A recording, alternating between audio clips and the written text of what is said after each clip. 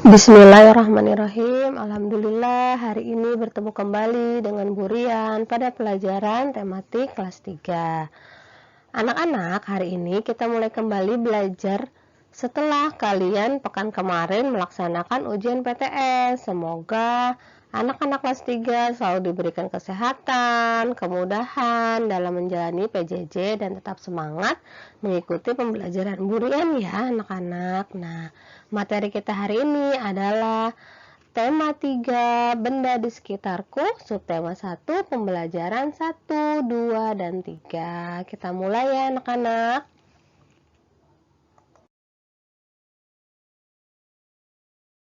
Pembelajaran pertama, benda-benda di sekitar kita. Apa itu benda? Nah, benda itu terbagi menjadi dua, ada benda hidup dan ada benda mati.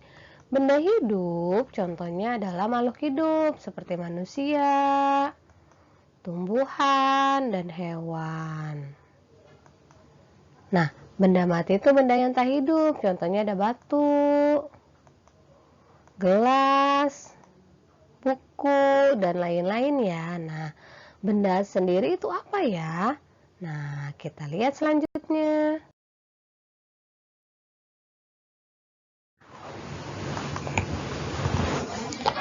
Benda adalah segala sesuatu yang menempati ruang dan mempunyai massa.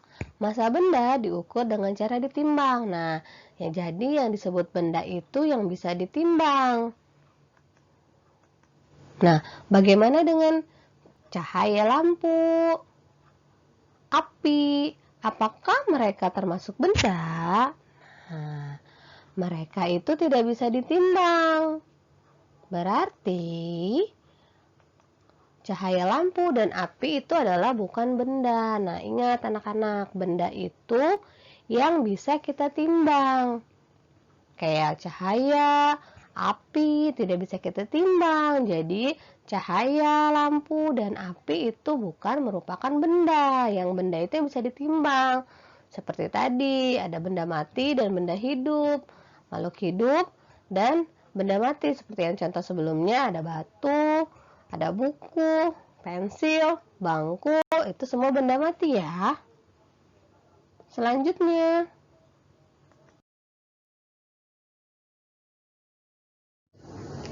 benda dapat kita kelompokkan berdasarkan sifat fisiknya, seperti ukuran, bentuk, dan warna. Nah, benda itu bisa dikelompokkan masing-masing dari ukurannya. Ada yang besar, ada yang kecil, ada yang panjang, ada yang pendek. Kalau untuk bentuk, ada yang bulat, kotak, segitiga. Kalau warna banyak ya, ada yang biru, merah, kuning, hijau. Nah, ini benda-benda yang dikelompokkan berdasarkan sifat fisiknya dari ukuran, bentuk, dan warna. Selanjutnya,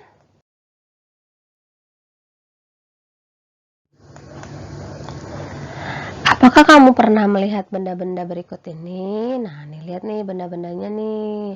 Ada penggaris, ada alat ukur pita, alat ukur saku nih yang biasa digunakan oleh tukang bangunan. Nah, benda-benda tersebut ini merupakan kelompok dari keanekaragaman jenis benda. Nah, benda-benda tersebut dikelompokkan berdasarkan fungsinya. Nah, lihat nih. Dikelompokkan berdasarkan fungsinya, yaitu untuk mengukur. Nah, setiap alat ukur itu mempunyai satuan. Seperti gambar berikut ini nih. Ini ada gambar penggaris. Nah, penggaris itu satuan yang dipakai pada penggaris adalah sentimeter. Nah, bagaimana nih cara menggunakan penggaris ini untuk mengukur? Nah, kita coba pecahkan nih soal permasalahannya. Tentukan hasil pengukuran pada benda di bawah ini. Nah, di sini ada penggaris nih, ada pensil. Diukur tuh, caranya gimana nih? Dilihat dari 0 ke 6. Berarti bisa kita lihat ya, dari 0 ke 6 nih, 0 ke 6, 1, 2, 3, 4, 5, 6. Nah, satuan penggaris itu kan sentimeter ya, berarti dia 6 cm. Selanjutnya ada krayon. Nah, krayon ini diukur lagi nih, panjangnya berapa nih, kita hitung. 1, 2, 3, 4, 5, 6, 7, 8, 9, 10. Berarti jumlahnya adalah 10 cm. Nah, itu cara menggunakan penggaris untuk mengukur. Ya. Tadi benda-benda tersebut ini merupakan alat ukur, fungsinya untuk mengukur. Selanjutnya,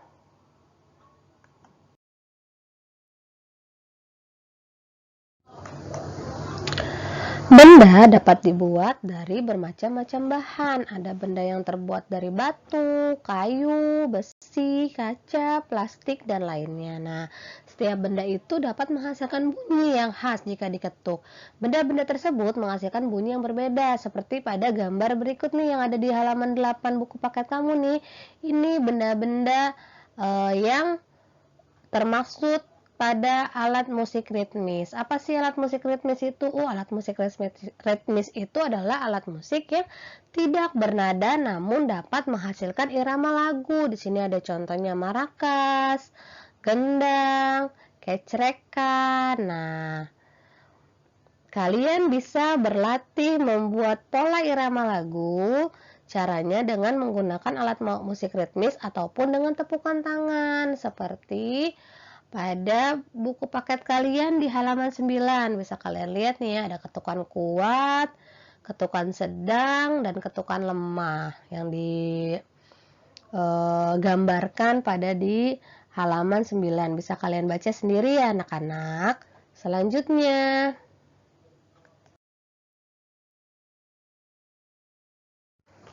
pembelajaran kedua. Benda terbuat dari berbagai bahan dasar. Mari kita pelajari bahan pembentuk benda. Nah, yang pertama itu benda terbuat dari kayu. Nah, contoh-contoh dari benda yang terbuat dari kayu itu adalah lemari, bangku, pensil, meja, rak. Nah, benda-benda tersebut merupakan benda yang terbuat dari kayu. Selain membuat benda-benda tersebut, kayu juga bisa digunakan untuk membuat benda kerajinan. Misalkan contohnya itu ada gantungan kunci, figura. Nah, kayu adalah bagian dari pohon. Nih, contoh-contoh pohonnya ada pohon pinus, pohon akasia, pohon jati. Nah, untuk memperoleh kayu, kita harus menebang pohon, kemudian mengambil bagian batang untuk diolah menjadi berbagai macam benda. Nah, perubahan dari batang kayu menjadi benda-benda tersebut melalui proses yang berbeda-beda. Nah, prosesnya bisa kalian lihat pada buku tematik kalian di halaman 13. Selanjutnya, ayo berdiskusi. Nah, desa tempat tinggal Siti dan teman-temannya mempunyai hutan. Di dalam hutan tersebut terdapat beberapa beraneka macam jenis pohon. Nah, fungsi hutan itu untuk menyerap air hujan. Hutan itu menyimpan air hujan dalam jumlah yang banyak. Nah, jika hutan digunduli ini akan penyimpanan air hujan ini akan terganggu dan akhirnya terjadi banjir. Nah, kebutuhan dari kayu yang terus meningkat itu mengakibatkan hutan itu semakin berkurang jumlahnya. Apalagi terkadang ada sekelompok orang yang menebang pohon itu tanpa izin. Kegiatan tersebut adalah penebangan liar. Nah, ini yang membuat jumlah pohon di hutan itu semakin berkurang. Selanjutnya,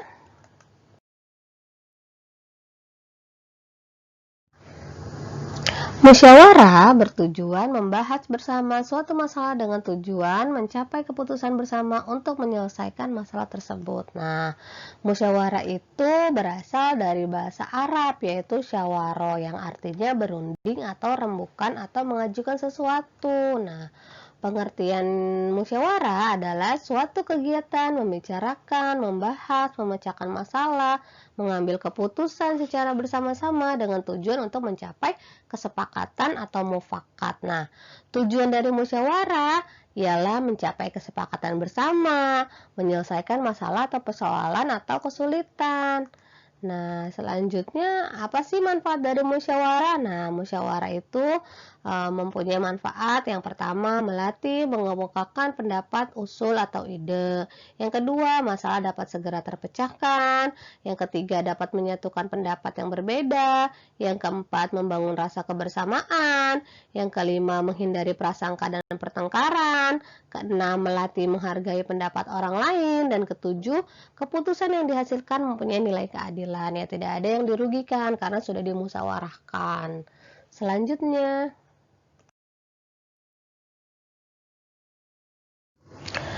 kayu tidak hanya digunakan sebagai bahan baku untuk membuat meja, kursi, ataupun benda kerajinan. Kayu juga dapat digunakan untuk perlengkapan olahraga seperti permainan bola kayu. Nah, sekarang kita akan mempelajari kegiatan menangkap dan melempar bola, tapi tidak menggunakan bola kayu ya, menggunakan bola plastik atau kulit sintetis. Bola ini lebih ringan ketika dilempar dan ditangkap.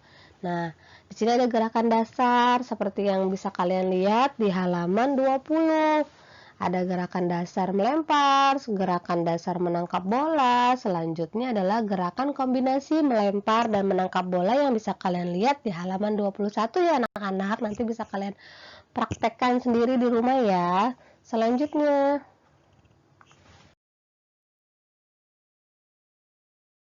pembelajaran ketiga. Nah, kertas di sekitar kita. Nah, benda yang terbuat dari kertas ini merupakan contoh-contoh benda yang terbuat dari kertas. Ada buku, layangan, pesawat-pesawatan dari kertas, perahu-perahu dari kertas. Ini semua contoh-contoh benda yang terbuat dari kertas. Kayu adalah bahan dasar untuk membuat kertas. Pembuatan kertas dilakukan secara bertahap di pabrik. Kayu-kayu besar dipotong hingga sebesar korek api. Setelah itu, kayu dipanaskan hingga menjadi bahan lunak seperti bubur. Nah, bubur inilah nih yang disebut bubur kertas atau pulp. Ada fakta nih, sebuah fakta menunjukkan kalau kita menghemat 1 ton kertas, berarti kita menghemat 13 batang pohon besar.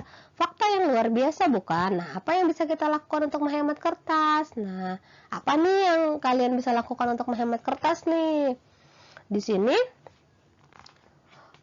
pada buku kalian di halaman 24, Udin dan teman-temannya berpendapat tentang menghemat kertas. Nah, pendapatnya adalah, setiap tahun ajaran baru, aku meminta ibu membeli buku tulis baru. Sekarang, aku tidak membeli buku baru lagi. Aku menggunakan buku yang lama. Buku lama yang halamannya belum terpakai. Jika ingin terlihat seperti baru, ganti aja sampulnya. Jadi, si Udin ini nggak meminta buku baru lagi. Dia mengganti sampulnya agar bisa terlihat baru. Selanjutnya, kalau si Siti, kalau aku akan memanfaatkan kertas yang masih dapat digunakan, misalnya menggunakan kertas di dua sisi, dengan demikian tidak menghabiskan kertas yang banyak.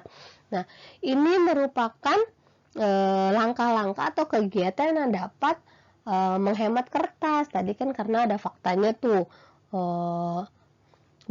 dengan kita menghemat 1 ton kertas, berarti kita menghemat 13 batang pohon besar. Karena kenapa sih kalau kita menghemat pohon? Karena tadi kertas itu berasal dari pohon, dari kayu yang diambil dari pohon. Nah, memang kita itu tidak bisa menghemat 1 ton kertas, tapi bila setiap orang melakukan kegiatan penghematan, pasti berton-ton kertas dapat dihemat. Nah, seperti kalian juga nih, tidak perlulah kalau misalkan kalian punya buku yang masih banyak isinya, nggak perlulah kita pakai buku baru, kita pakai aja buku yang lama. Itu merupakan kegiatan yang bisa untuk menghemat kertas juga ya, menghemat pohon. Nah, sampai sini bisa dipahami ya materi yang sudah Ibu Guru berikan. Next, kita akan belajar materi subtema 1, pembelajaran 4, 5, 6 masih di tema 3. Materi hari ini Ibu Guru akhiri ya. Semoga bisa kalian pahami. Wassalamualaikum warahmatullahi wabarakatuh.